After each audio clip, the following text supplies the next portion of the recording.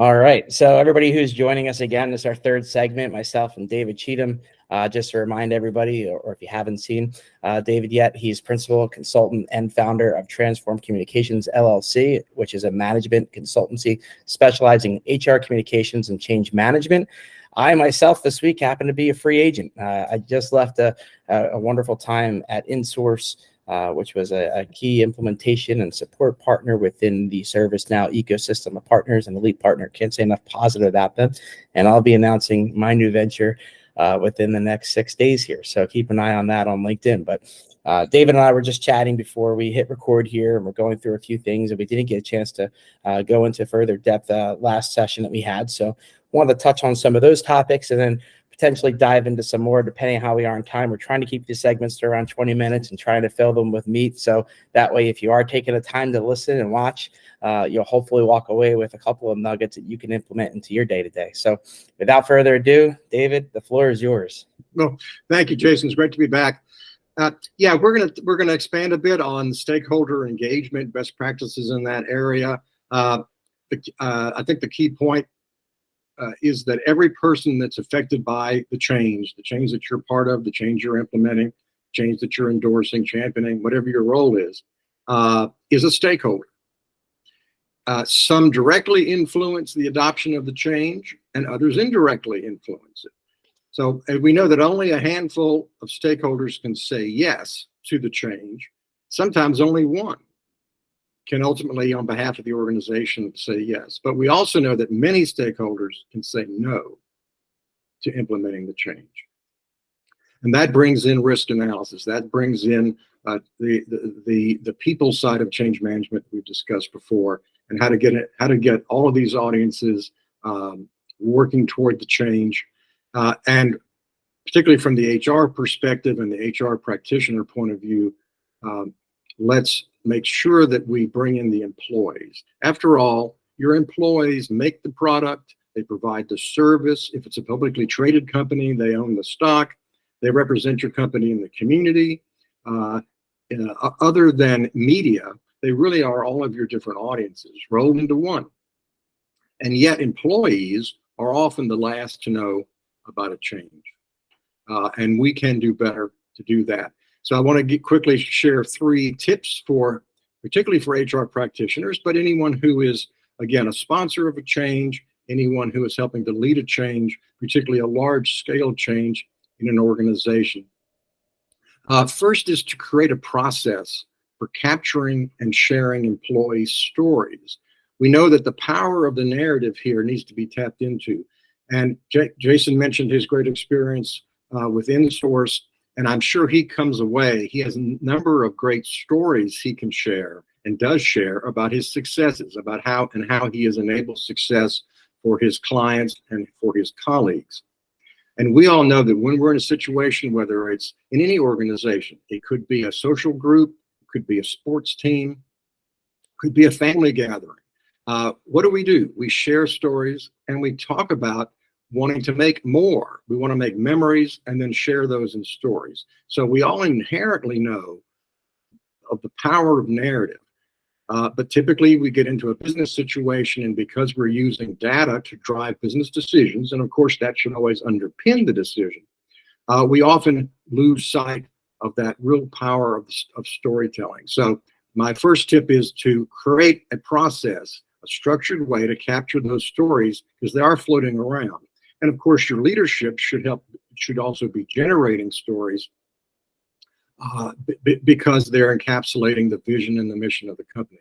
A second coaching point is to coach sponsors and champions in transparency. We ask in the segment 2, we ask the question, what is really confidential? What's really private when you're looking to share and communicate change?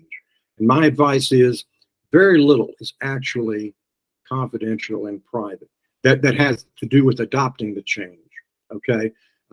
We talked about how it is a myth to say information is power and I'm going to hoard it. The truth is, information sharing it actually makes you more influential. And then a third is what I call my number 1 coaching advice, and that is to recruit a change advisory council.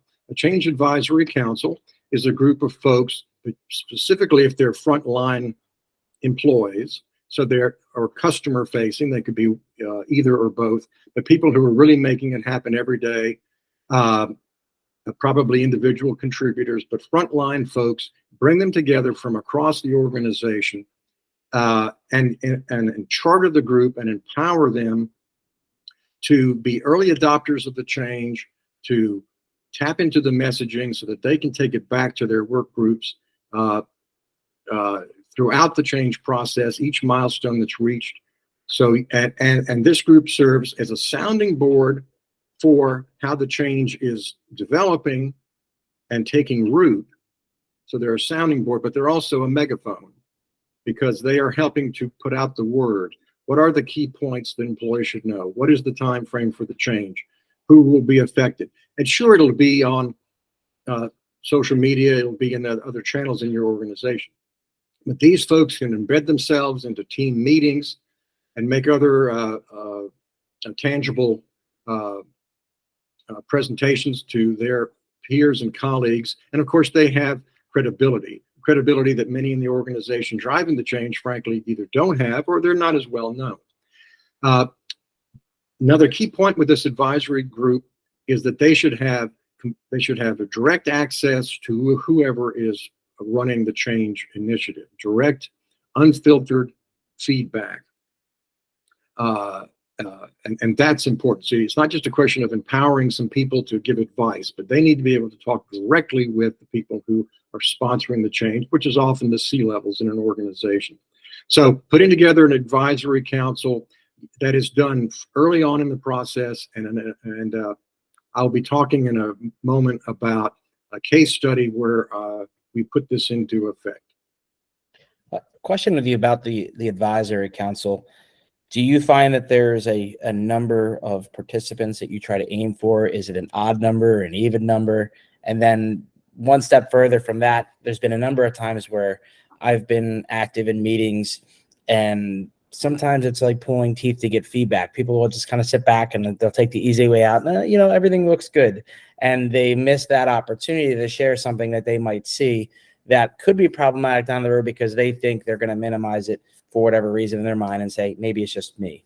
Is there anything that you can touch on both with the numbers as well as trying to, whether it's in the selection process and vetting process, things that you're looking for in those types of people to make sure you're going to have active participants, or maybe some suggestions there? Those are two great questions, Jason. So yes, I do have specific coaching. First, on the selection aspect, I've done this a couple of different ways. One, when you're first putting the team together, and depending on how long the change is, some of these large scale changes can take months and years, literally. So there is a process for replenishing the team, refreshing the team over time, which we can go into. That initial recruiting is often done by HR and tapping into each work group. It can also be done by, of course, the leaders of each of those work groups or those functions in an organization. So, for example, you'd want to have a representative of each core function of the enterprise if it's a larger scale operation, such as IT, IS, finance, marketing, sales, etc. To have a representative of each of those joining you. So that, and again, you tap into the functional leaders and HR, who is in the business of human capital, to see who are the real influencers. And the key point here is not about the title of the employee. It's about a person who is an influencer in the organization. So it's not about hierarchy or title. It's about a person who has credibility with his or her peers. So that's the initial recruitment aspect. I do like to keep it to an odd number. Typically, you're not voting on issues per se, but it helps to have an odd number, just as we do in the Supreme Court in the U.S., for example. There are reasons to have an odd number, but it should be dictated by the number of functions in the organization. If you have a dozen functions, you may have a dozen-person team, probably a little larger than I'd like. I'd like to keep the team probably to 5 or 7, not 5 to 7, because we want it to be odd number. But it should cover what it needs to cover. Sure. Yeah. That's great. I appreciate the feedback on that. And as far as bringing them in, I'll quickly touch on this other question you had about if you have chosen the people right, they're going to want to have input. And when you let them know that they're going to come back to their organization and represent the change initiative and represent the C-levels, I think you're going to find you're going to have participation. If anything, you're going to have more than you typically expect, because they're going to say, you need, Jason, if you're one of the change champions, you need to equip me to go back to my boss and my peers with good points to cover and good rationale for the change, and how my group can make sure to get in that goodness. I want my people maybe to be early adopters. Maybe I want them to be the first adopters, because I have pride in the group and I believe in the group. So I think you'll find that motivation will be there, and you won't have to use a typical small group technique as you may do in a regular project to get people to participate. I think those are some excellent points. Very cool. I know that you had touched on, when it comes to getting these people together and trying to select them through HR, do you ever have any timeline parameters that you think it should be done within X weeks or X days to make sure that you don't have, I'll say, maybe potential for people's imagination to run, like what's going on in the organization, and making sure that you try to get these folks in an isolated room and control the messaging before it starts to spin out of control? Or maybe how do you tee up that you've been selected, and just some basic points there? Another good point. Yeah. This certainly should be done early. My coaching, again, depending on the situation and the history of the organization in large scale change. This change could also be a second or third wave of a larger enterprise change, for example.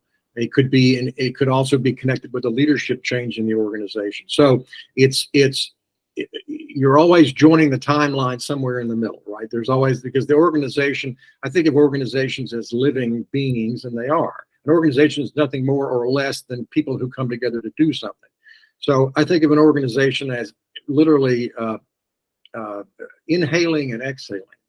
It lives, and people come and go in an organization, and projects come and go like we inhale and exhale. And we do this not once a day or once a month, but frequently during the day. I think we inhale and exhale. So this living organism of an organization, and this change is going to have parameters, and there will always be something before and after to make that point. So within that, I think it's important to have the change can be announced, and then have the team immediately be available to be promoted. In other words, you bring in you select the first cohort of the change advisory group, bring them in, and then you give them the heads up that if it's a Monday, on a Friday, we're going to officially, formally announce this change and the key people behind it, and we're going to introduce you as a team. So that would be the ideal sequencing. So there really isn't much of a gap between one and the other. And in that week, you can charter the group. And again, these are influencers. You've chosen them for that reason. So they will get behind that, in my experience, and be excited about being part of this early on. And then by the end of the week, when you announce that change, the advisory group's in place. Everybody knows who's sponsoring it, who is the project lead, who is the change management lead. So those teams are all announced, let's say, by the end of the week. And what about when it comes to frequency of having these teams get together? Is it a weekly basis? Is it potentially, bi-weekly, monthly? I know that's going to vary based on project, but just in terms of general good guidelines to aim for. Great. Yes, I would say every other week. Every other week, particularly early in the process. You may want to meet weekly as we get closer to actually, once you're actually past the launch, as you get closer to the actual launching the change itself, and not just the project behind the change. So perhaps those first weeks or months, it's every other week. I think once a month is probably is not often enough. And then as you get closer to actually launching it or implementing the change itself, you probably will be meeting weekly. And I think that's a good cadence for it. Yeah. And I know you talked about having access to C-suite when it comes to, sharing feedback on different things that are taking place. Is there, in your experience, a built-in timeline where there's going to be posted office hours for each of those people from the we were calling Change. it Yeah. change advisory council? Are Yes. there dedicated office hours for those folks to meet with the higher ups? Is it something more where it's on an as needed, basis? What do you say? That's a great point. Thank you for raising that. Yeah, I really do coach my clients to have a regular meeting schedule, virtually, hybrid, or in person, depending on the scope of this change and the scope of the organization. So, but that should be booked well in advance, like any other important meeting is. So a good cadence might be that the team meets every 2 weeks, and you meet with the C-level once a month, or you meet with them every other team meeting, sort of a thing. So you don't have to necessarily bring that C-level in every 2 weeks, particularly in the early stages, but it should be on the calendar, and that person should never delegate. The C-level should never delegate. If that person can't join, rather than delegate, my advice is to postpone it, reschedule it, because that is what you really want. You want that direct input, and you want that frank exchange of ideas. And even though you have a trusted person who you delegate other things to, I would recommend you not do it for a large scale change.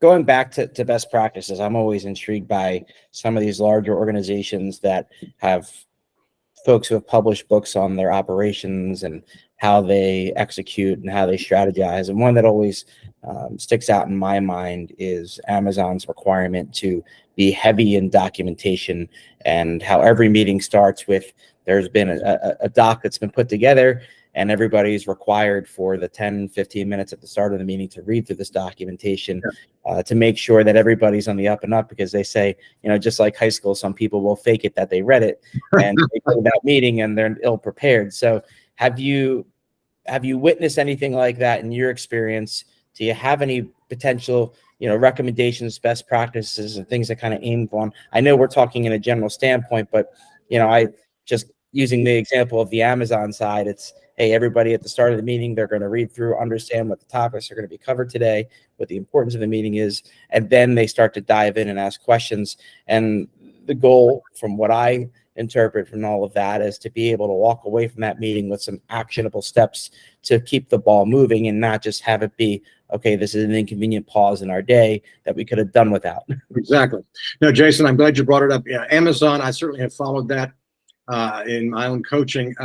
I'll go further than that. So this is something that I put in process when I first started my consulting practice, and we put together Transform Communications. But my advice is to take it actually a step further. The goal of a meeting should be to make decisions. Okay, the goal of a meeting is to make decisions. That means, to your point, everyone in that meeting is fully versed, up to speed on any docs they need to review, and they should ask questions in between meetings. In other words, if the docs are up there for 2 weeks, let's say the teams meets for every 2 weeks, let's make this the change advisory council. The doc should be up there. You know that you're going to meet every 2 weeks. The team's responsibility is to review those docs and ask questions, and have the subject matter experts on the team. In this case, it could also be the change lead. It could be the program lead, the project lead. So you have a dialogue during that 2 weeks. And though there will always be questions and so forth, this is the ideal. The ideal is that I come into that hour-long meeting, maybe it's 30 minutes, every 2 weeks, and we make decisions. That is what the majority of that time. It's not to even ask questions, because we've already done that, or we've had a chance to do that. Sure, if there are a couple of last-minute questions that weren't addressed, somebody was traveling, of course, whatever. But that is the ideal. Will there be actions coming out of that? To your point, of course, because there'll always be something else you need to do. And I don't mean there won't be any actions per se, but it will be about making decisions, not about discussing the decision, or discussing why we're discussing the decision, or did everybody? No. It's These are the three things that we need to decide as a team, and we're going to do it before we leave. And yes, there will be action items for next time, and then we'll start it over again. Every 2 weeks, we'll have the same review process. So that's been very helpful in crystallizing my thinking about the real purpose of a meeting.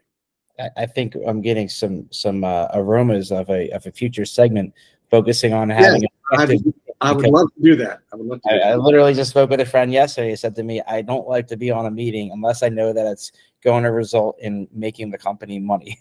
And Yes. my calendar gets filled with all these meaningless meetings where we just sit on the background and mute and we go through all of these things and nothing is really taken away from the meeting other than I could have been doing something better with this time. And so Yeah, I well think we said. definitely have a topic on that. Right. So, Jason, we spoke in our second segment about a case study to kind of wrap it up, put it together. So I'm going to touch on the components of a change plan that Transform Communication created and implemented it for a major North American utility. The change plan included a review of the current and future state of the business problem and the business itself. So where are we now? Where do we need to be? Projected project consequences. So what are the consequences of making this change? They're going to be positive consequences, but they're going to be negative. Sure. The best changes have negative consequences. What are they? How can we identify them? We also want to analyze the risk and, of course, plan to manage that risk. So how can we make an impact on reducing risk to the organization overall, to each of the people involved as far as we can do that? Stakeholder analysis. So we've had the earlier discussion about who are our stakeholders. We need to identify them, but much more than that,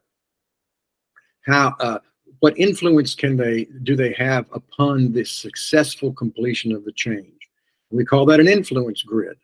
And the influence grid identifies who are the critics of the change, because there will be critics, who are the supporters, and who's basically neutral. So we can message those people appropriately, bring them in, bring that change advisory council, and focus on the areas that are a risk for us.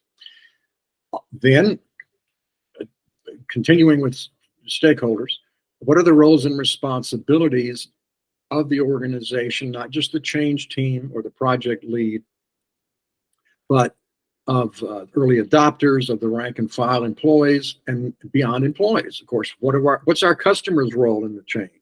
What are our vendors' role? All the different stakeholders that touch the product or service.